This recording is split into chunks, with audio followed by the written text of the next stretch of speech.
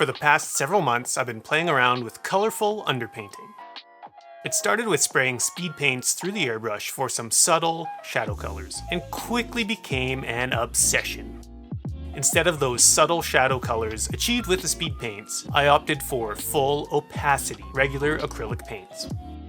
And you saw the title of this video. It's not clickbait. This unlocked something in my smooth brain. Combining my sketchy, kinda good but kinda shit style with this colorful underpainting has made painting infinitely more fun. And it's created interesting results that make it look like I've put in way more effort than I actually have. But enough rambling, let's paint up a mini. And what better mini to paint than this badass space dwarf biker from Hardcore Miniatures' newly launched Patreon. I've only recently fallen down the 3D printing rabbit hole. So when Hardcore Miniatures asked if I wanted to paint up one of these badass dwarfs, I immediately jumped all over it. After a flawless print and some assembly, I primed him in black.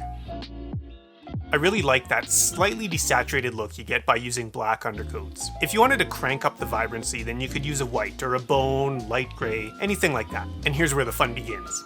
I started with a blue-gray color for the shadows. In this case, dark gray-blue from Pro Acryl.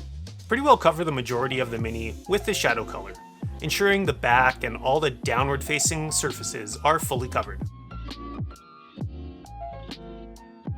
The next step is one or more highlight colors. I spray this on the front and the upward facing surfaces.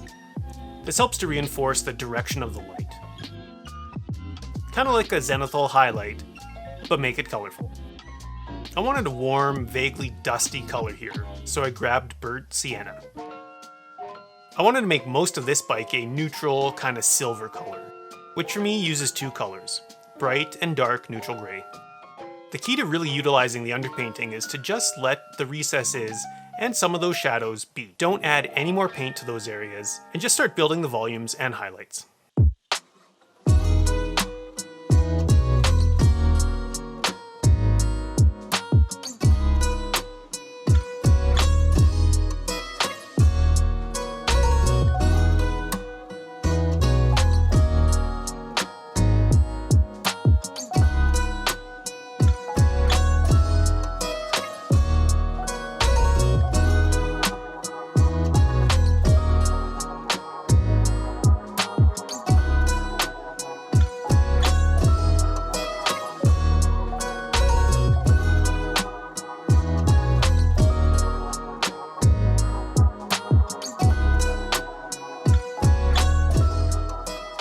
To help enhance the direction of light, I'll stop the highlights that are in shadow a step or two short of those that are in the light.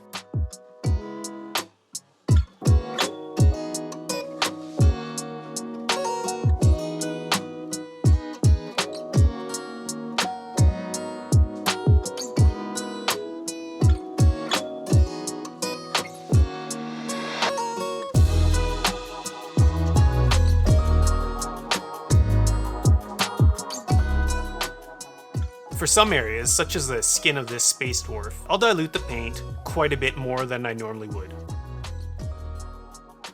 ensuring that it is quite transparent, allowing that underpainting to heavily influence the color.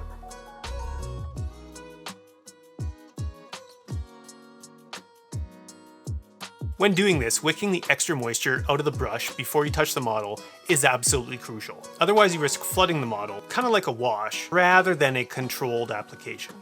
To do this, I'll first load the brush with that diluted paint, then dab the tip of the brush onto some paper towel a couple of times to remove that excess moisture.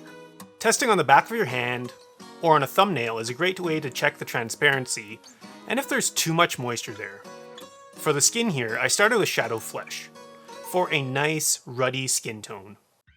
Since we're using a transparent paint, we can build the opacity of each color to whatever degree we like.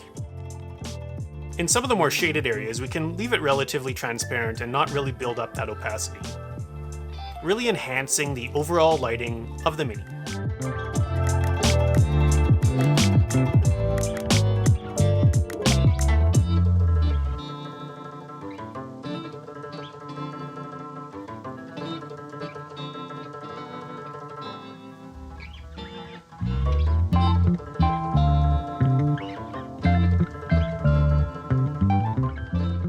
When I put this model together, I immediately thought Hulk Hogan, which meant his hair needed to be blonde.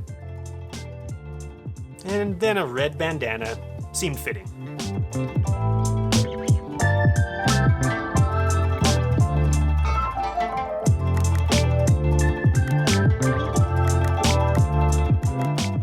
Then a blue denim vest.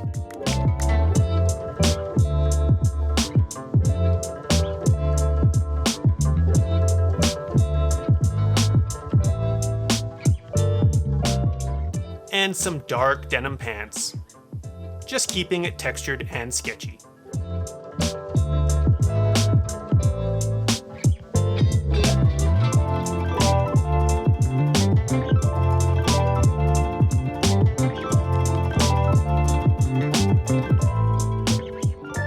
To contrast all the silver metal, I leaned into the dusty, rusty look for the forks of the bike, using some burnt orange and then a little golden brown.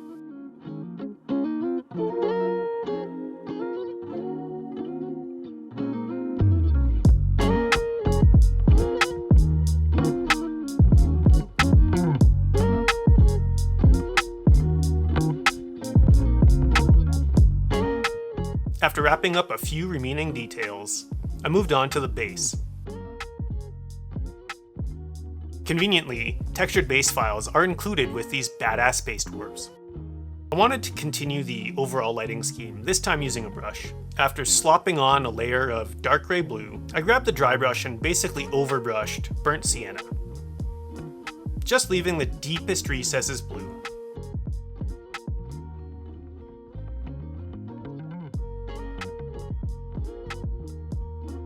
Finally, I busted out some dry pigments to tie it all together.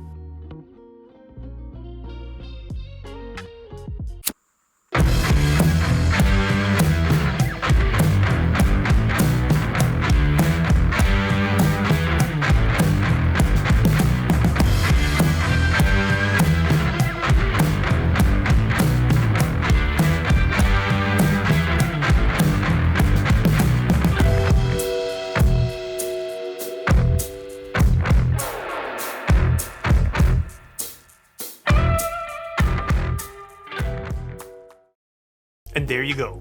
This idea of vibrant and colorful underpainting really has changed the game for me. Don't get me wrong, painting was always fun, but this has increased my enjoyment of it even more. I've played with purples and jades and oranges, all my favorite colors, all of which have been awesome. And I'd encourage you to give it a shot. Play around, see how it works for you. And if you do, tag me on Instagram. I would love to see what you create. As always, if you made it this far, you are an absolute champion. If you liked the video, make sure you hit that like button and subscribe for more mediocre hobby content. And thanks for watching. You are awesome. And I'll see you in the next one.